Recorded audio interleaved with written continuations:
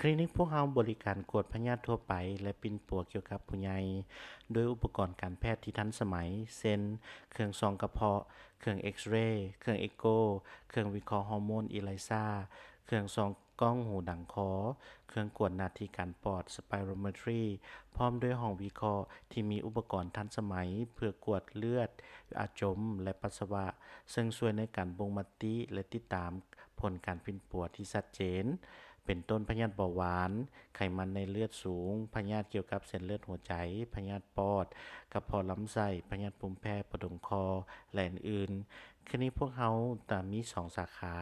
สาขาจันทบุรีตั้งอยู่บ้านทงตูมเมืองจันทบุรีติดกับเดินบุญทงตูมบริการทุกๆวันตลอด24ชั่วโมง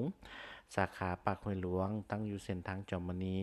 อยู่ข้างหอประชุมแห่งชาติหลัก6บริการทุกๆวันเวลา 8:00 น ถึง 21:00 น